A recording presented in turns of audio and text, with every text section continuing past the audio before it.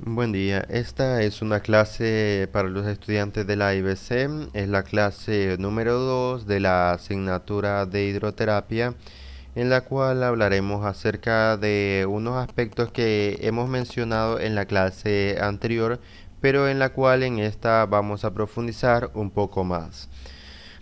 Primeramente, los temas a tratar que vamos a ver son los factores mecánicos, el factor térmico y el factor químico. Bien, ya hemos hablado que la hidroterapia es el uso del agua con una finalidad terapéutica. Esta está sustentada por los principios físicos, los cuales son principios mecánicos y principios térmicos. Los efectos de la hidroterapia se logran mediante las propiedades físicas del agua, que van a aportar ya sea energía mecánica o energía térmica a la superficie corporal. Todo esto en dependencia del estado de salud del paciente o los requerimientos del mismo, y mediante los principios físicos derivados de la inmersión. Para empezar, los principios mecánicos son la inmersión y dentro de esta está lo que son los factores hidrostáticos y los factores hidrodinámicos. Fuera de esta también se hace mención de los factores hidrocinéticos. Bien, la inmersión en el agua, la suma de todas las fuerzas inherentes a esta, a la inmersión, o sea que son los factores hidrostáticos y los factores hidrodinámicos, dan un medio físico apropiado para la ejecución de ejercicios ya sea asistido o resistido de las extremidades, siendo la base de la hidrosinestesia. El factor hidrostático. El factor hidrostático, o también llamado presión hidrostática, es la base del principio de flotación o principio de Arquímedes. Este principio es que el cuerpo puede flotar, lo cual facilita la ejecución de ejercicios gracias a la desgravitación que el cuerpo pues sufre. Básicamente esto es adecuado para algunos pacientes en condiciones como por ejemplo la artritis reumatoide o pacientes que tengan rigidez articular. Esto ayuda a aumentar un poco lo que es la flexibilidad, ya sea de los miembros superiores e inferiores, todo pues en dependencia del paciente. Bueno, la ley de Arquímedes hace referencia a que hay un centro de flotación y un centro de gravedad. El centro de gravedad es el peso de nuestro cuerpo, lo cual nos impulsa hacia abajo, y el centro de flotación es el centro de empuje que pues nos dirige hacia arriba. Básicamente, al mantener estos dos puntos en equilibrio, que sería el punto de masa en la parte abdominal, podemos hacer que el cuerpo flote. Pero esto solamente mediante una buena respiración y evitando pues la rigidez de los músculos. Factores hidrodinámicos. Es cuando un cuerpo dentro del agua sufre una resistencia de esta, la cual se opone a su avance. Dicha resistencia está relacionada con la naturaleza del líquido, la fuerza de cocción, la tensión superficial, la viscosidad y la densidad. Aquí al menos podemos ver una imagen en la cual se muestra las posiciones adecuadas e inadecuadas en relación al nado, una posición hidrodinámica, la posición correcta, y las piernas hundidas, una posición incorrecta. Básicamente esto ayuda a mantener un tono muscular en caso de que el paciente lo haya perdido. Al igual que a esto, hay diferentes ejercicios que se pueden realizar dentro del agua. Más sugerente sería pues dentro de una piscina, en el cual hace referencia a diversos movimientos, ya sea de las piernas o de los brazos dentro del agua. En el agua se va a producir lo que es una resistencia y por ende va a ayudar al fortalecimiento de los músculos. Ahora pues por aparte están lo que son los factores hidrocineste- hidrocinéticos. Disculpen. En estos podemos mencionar dos. Lo que son la acción percutora producida por la proyección del agua sobre una zona corporal, una zona específica.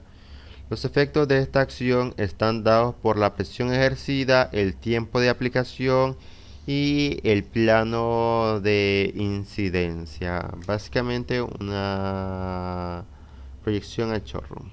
Y lo que es la agitación del agua. El agua en movimiento, cuya velocidad puede graduarse, produce un efecto de masaje, o dicho de otra forma, un hidromasaje, pues que se puede hacer de intensidad graduable, que añade el efecto de presión y masaje a los efectos térmicos y mecánicos de la inmersión. Efecto sistémico de la flotación y la presión hidrostática. En sí, esto hace referencia a los cambios en nuestro cuerpo. La presión hidrostática, determinante de la fuerza de flotación, produce efectos importantes sobre la circulación periférica, la función cardíaca y la función respiratoria. Entre estos efectos tenemos cambios cardiovasculares, lo que es la hemodilución y también los cambios renales. Para empezar con los cambios vasculares, en el agua se produce un notable rendimiento cardíaco de aproximadamente 50%. También se produce lo que es la hemodilución, se produce un descenso de las concentraciones de hemoglobina y el número de células y concentraciones de albúmina, o sea, componentes presentes en la sangre. También se observa un descenso de la viscosidad sanguínea. Y por último está lo que son los cambios renales, en los que hay un aumento significativo de la diuresis, natriuresis y caliurea. Ahora, efectos sobre la función respiratoria. Básicamente aquí ya llegamos a un punto que es bastante importante y algunos también, pues un punto bastante conocido.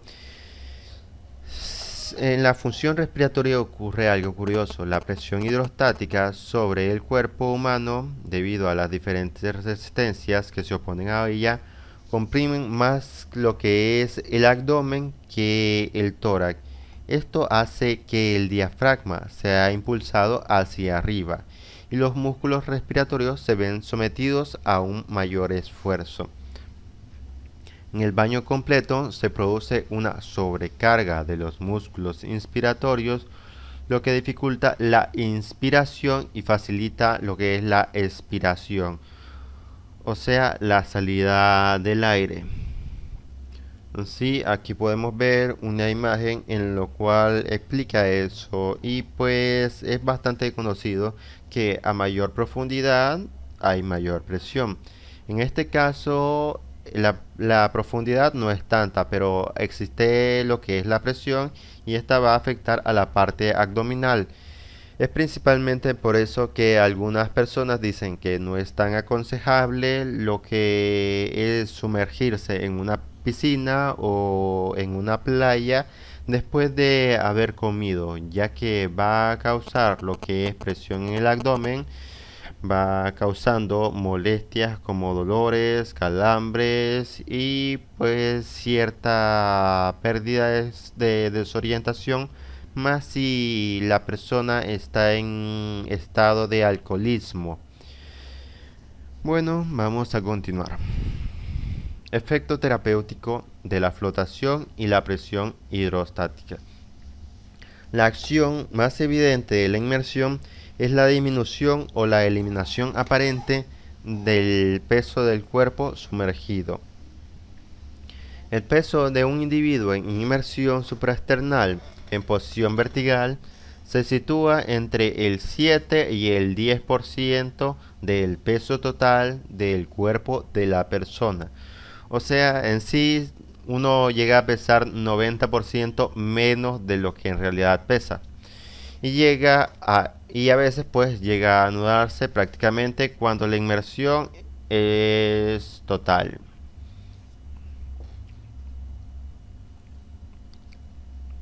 La flotación va a ser utilizada como asistencia al ejercicio, a diferentes ejercicios asistidos, principalmente en lo que son las articulaciones de los miembros superiores o los miembros inferiores. También se puede hacer algunos ejercicios para ayudar a la columna.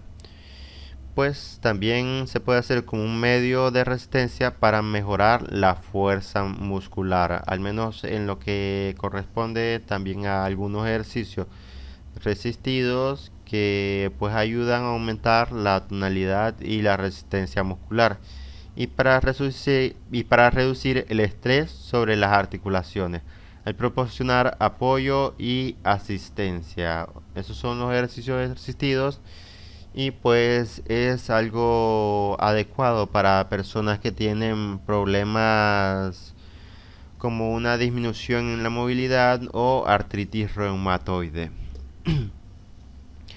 También se hace mención que el uso de flotadores permite facilitar el movimiento, realizar ejercicios contra la resistencia para el fortalecimiento de los músculos y ganar lo que es recorrido articular. Básicamente en unas condiciones normales, o sea, en la piscina, en flotación, esto ayuda principalmente para tener un mayor tono muscular y también para tener mayor flexibilidad o para recuperarla la que se ha disminuido por alguna condición médica. Estos son algunos puntos que hay que tener en cuenta cuando se realice alguna de estas prácticas. Primeramente, el agua ayuda a mejorar el estado psicológico y emocional de los pacientes. Pues se ha observado que durante y después se ve en el paciente un sentimiento pues de relajación física y psíquica. Otro punto es que facilita el retorno de los miembros inferiores, o sea, ayuda a los miembros inferiores. La inmersión prolongada produce ligera relajación muscular y acción antiespasmódica o sea, propiamente ayuda para los dolores, calambres o problemas musculares. Produce relajación generalizada. Sin embargo, si se prolonga demasiado, produce lo que es la fatiga y el cansancio.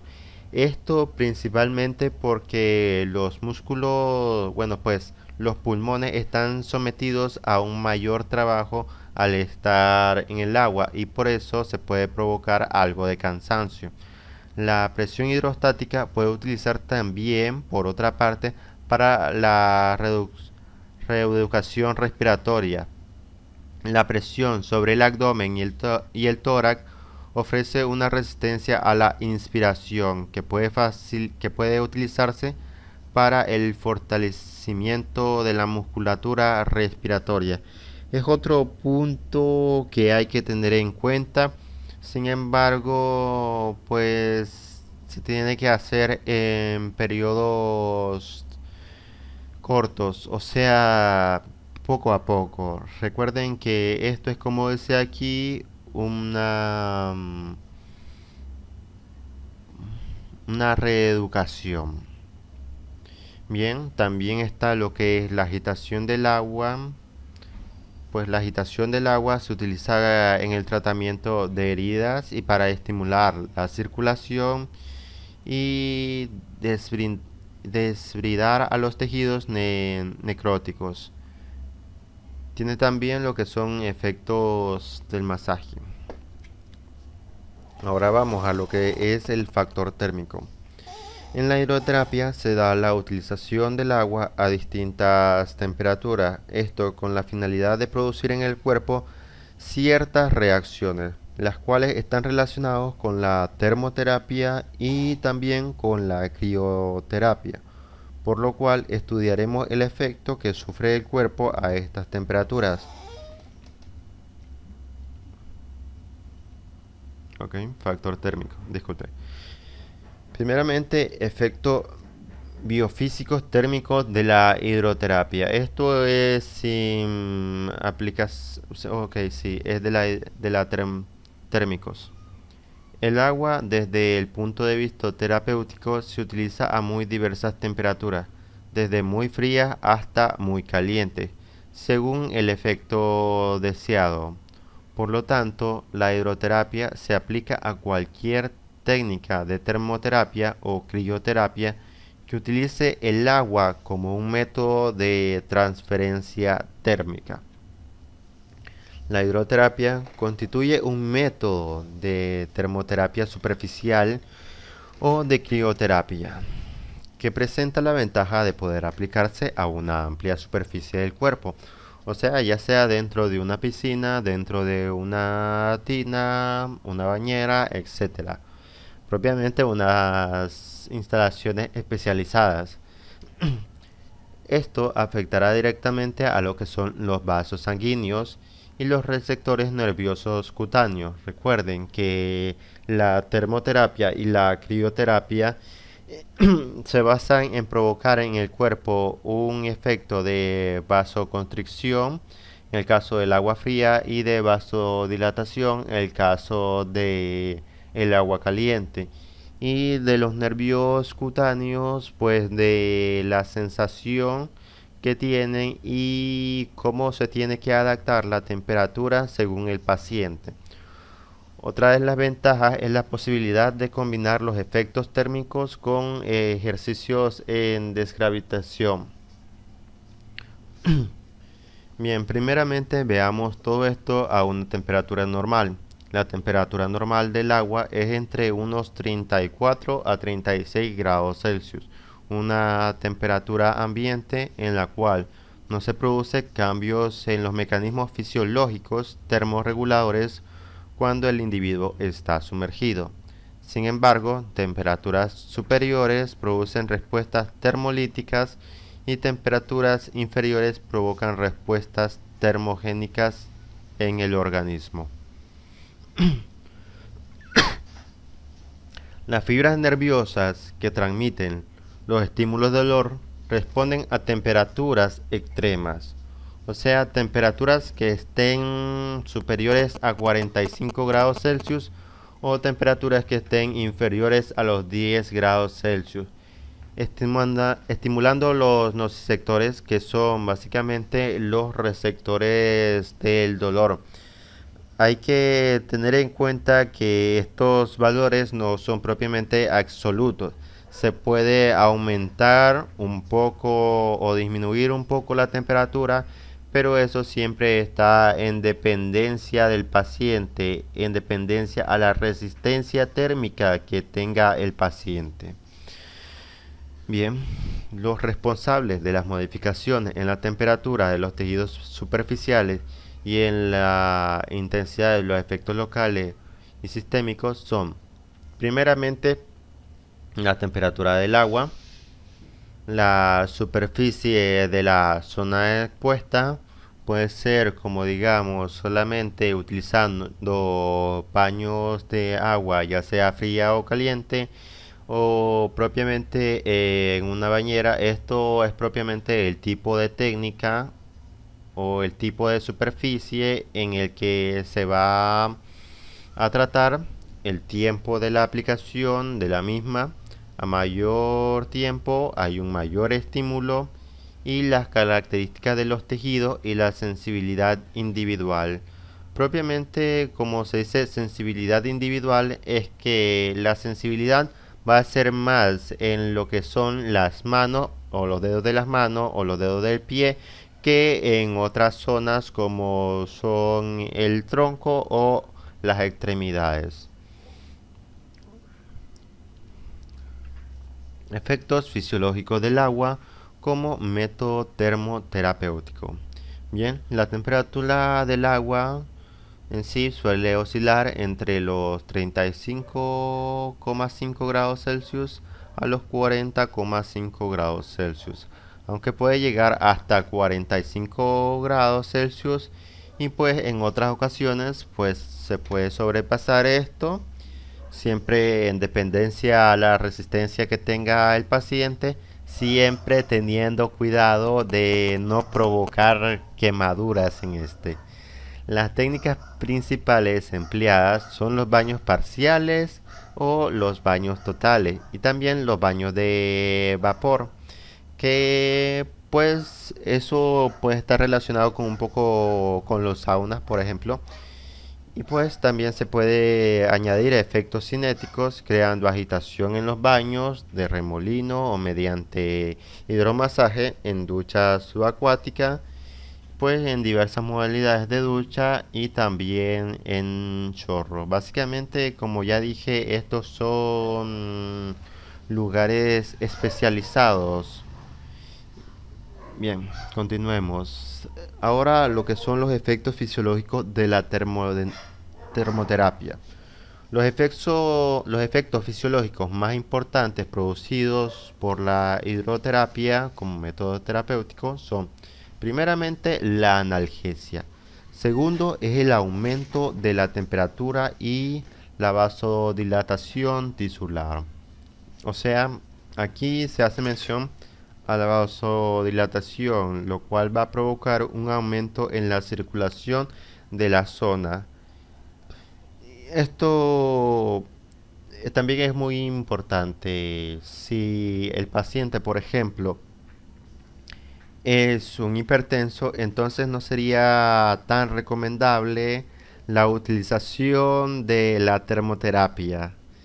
Después está lo que es el efecto sedante, lo que son efectos antiespasmódicos y relajante muscular, más que todo para ayudar a dolores musculares, lo que son efectos sobre el tejido conjuntivo y efecto del ejercicio en agua caliente. Como ya dije, son ejercicios asistidos o, bueno, pues más que todo asistidos en el caso de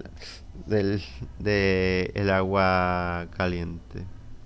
Bien, efectos fisiológicos del agua como método crioterapéutico. Primeramente, las aplicaciones de agua fría producen efectos sobre el organismo más o menos intensos según la temperatura, la superficie expuesta y el tiempo de aplicación. Básicamente las mismas características que en el uso del agua en la termoterapia. La aplicación local se realiza mediante una gran variedad de técnicas.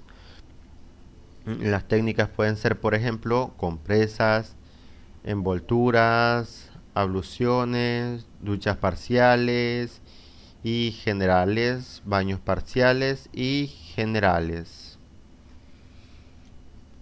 Efectos fisiológicos de la crioterapia. Bueno, se emplea fundamentalmente mediante técnicas locales y con frecuencia se utilizan alternados con agua caliente mediante baños de contraste. O sea, esto es como utilizar tanto el agua fría como el agua caliente. Bueno, los principales efectos de la crioterapia son la disminución de la temperatura, la vasoconstricción tisular. Aquí, a diferencia de la termoterapia, en vez de haber un aumento en la circulación de la zona, hay una disminución de la irrigación sanguínea en la zona. Esto también es útil para disminuir los golpes, o sea, la inflamación producida por los golpes. Y también está lo que es la analgesia y la relajación muscular. Ahora, indicaciones generales de la hidroterapia.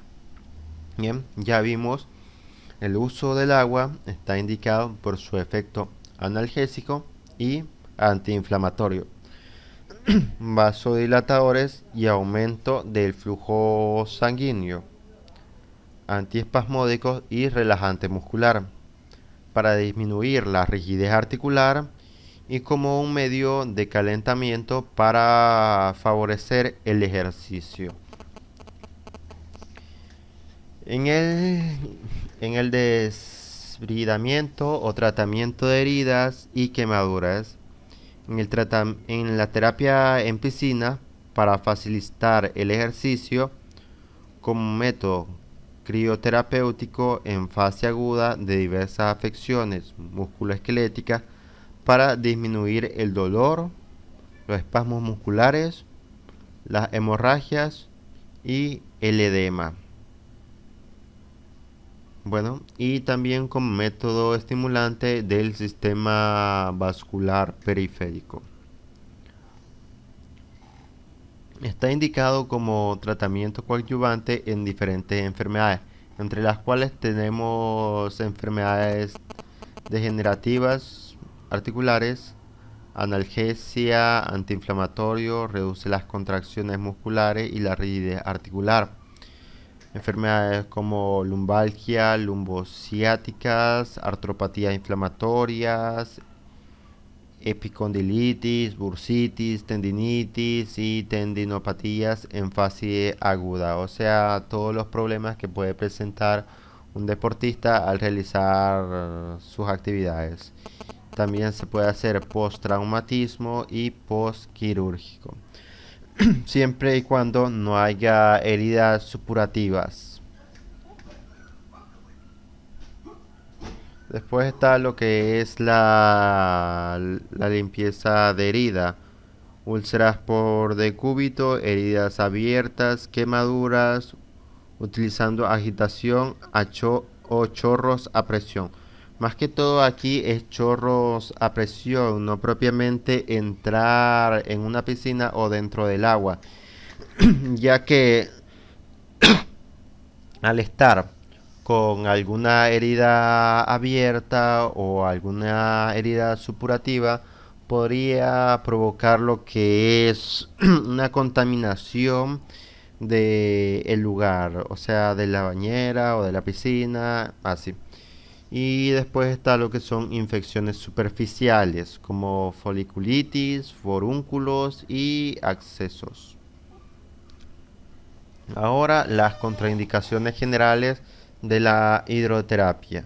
Primeramente está la presencia de heridas abiertas o supurantes, procesos infecciosos o inflamatorios agudos, hipertensión arterial que esté mal controlada, alteraciones cardíacas o pulmonares graves en periodos no estables, insuficiencias orgánicas graves en periodos de descompensación.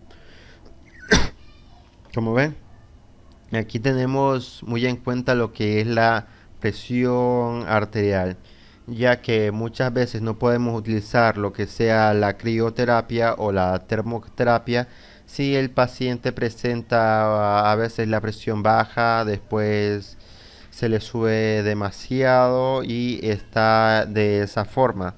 Primeramente habría que estarle chequeando la presión durante un tiempo y ver que esté más o menos estable, y después ver si se puede realizar una de estas terapias. Y también está lo que es las alteraciones cardíacas y pulmonares, principalmente problemas pulmonares, ya que como hemos dicho, al estar dentro del agua se produce un mayor esfuerzo de los pulmones, lo cual dificulta la respiración y a veces podría ser un poco problemático. Bien, continuemos. También está lo que es el mal estado en general, o sea, ya enfermos terminales que tengan problemas de cáncer o problemas terminales de tuberculosis, y de esa forma pacientes que tengan fobia al agua o psicosis o una desorientación general. Por eso es que otra vez lo menciono, no es adecuado meterse al agua en estado de alcoholismo en ningún caso. Lo que es también epilepsia que esté mal controlada, diabetes grave y mal controlada, y lo que es la tuberculosis, que ahorita hace poco también ya mencioné. Ahora lo que son los factores químicos. Bien, el agua lleva es cuando el agua lleva sustancias disueltas y emergen de un modo natural de una fuente. Hablamos propiamente de agua mineromedicinales. Sin embargo, artificialmente también se puede contener sustancias con finalidad terapéutica cuya absorción es en función de, primeramente, la temperatura, mayor con agua fría o caliente que con la neutra. La presión osmótica disminuye con el aumento de la presión y el contenido de O2, oxígeno, y CO2, dióxido de carbono, que favorece la absorción. Las aguas mineromedicinales hoy en día son consideradas como agentes terapéuticos, como medicamentos naturales complejos, y esto se ha visto en diferentes estudios, tanto físico-químicos, bioquímicos, fisiológicos, como terapéuticos. Durante la aplicación tópica del agua mineromedicinal hay que tener en cuenta el hecho de que muchos de los factores mineromedicinales pueden atravesar la barrera selectiva, o sea que es la piel, y la incorporación de estos minerales al organismo puede provocar varias acciones, como por ejemplo acciones catalíticas, acciones antitóxicas, antihistamínicas, acciones estimuladoras, acción estimuladora del eje y hipotalámico, acción estimuladora del eje hipotálamo hipoficiario. Bien, ahí pues básicamente sería la última. Está como dividida en dos. Bien, bueno, con esto terminaríamos lo que es la clase de hoy. Solamente hemos visto una pequeña parte, lo que son los factores térmicos, los factores físicos y una pequeña parte de los factores químicos, porque aún queda algunas cosas en las cuales hablaremos más adelante. Bien, por el momento sería todo y nos veríamos hasta la próxima clase.